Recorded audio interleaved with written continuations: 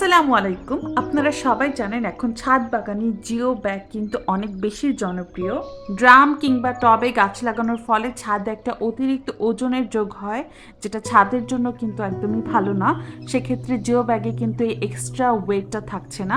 এটা আপনার ছাদের জন্য যেমনি ভালো, আর অন্যদিকে হচ্ছে আপনি জিও ব্যাগটা কম প্রাইসে পাচ্ছেন। এটা সাশ্রয়ী, সেক্ষেত্রে কিন্তু আপনার ড্রাম বা টবের পেছনে বেশি অতিরিক্ত টাকাও ঢালতে হচ্ছে না একটা ছাদ বাগানের জন্য। ড্রামে বা টবে গাছে লাগালে কিন্তু ছিদ্র করতে হয় অতিরিক্ত পানিটা বের করে দেওয়ার জন্য। তাছাড়া ইট আরও অনেক কিছু ব্যবহার করতে হয়, যেটা কিন্তু জিও ব্যাগে ব্যবহার করতে হচ্ছে না, কারণ এর মধ্য থেকে কিন্তু অতিরিক্ত পানিটা বের হয়ে যাচ্ছে।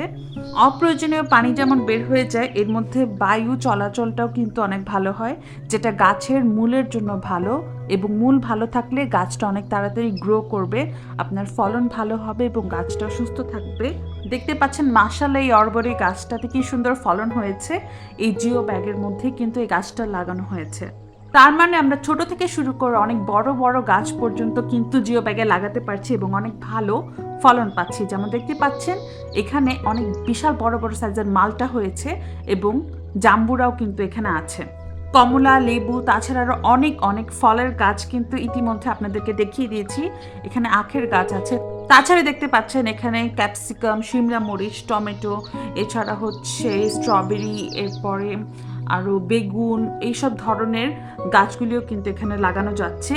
আর এইটার সাইজ থাকছে হচ্ছে 7 থেকে 10 গ্যালনের মধ্যে। তো আপনারা যদি গুল্ম টাইপের চারা লাগাতে চান, সেক্ষেত্রে অনেক বিশাল বড় সাইজের দরকার নেই।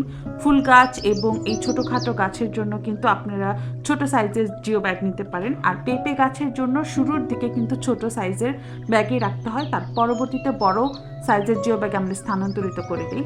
এটা হচ্ছে বেগুন গাছ এবং ফুল গাছ, এছাড়া অনেক রকমের গাছ তো দেখিয়ে দিয়েছি। সব রকমের গাছ কিন্তু এখানে লাগাতে পারবেন। তাছাড়া সবজির মধ্যে লাউ, শসা, চিচিঙ্গা, ঝিঙ্গা, লতানো সব কিছু এখানে লাগাতে পারবেন। তো যোগাযোগ করুন নিচে দেওয়া নাম্বারে।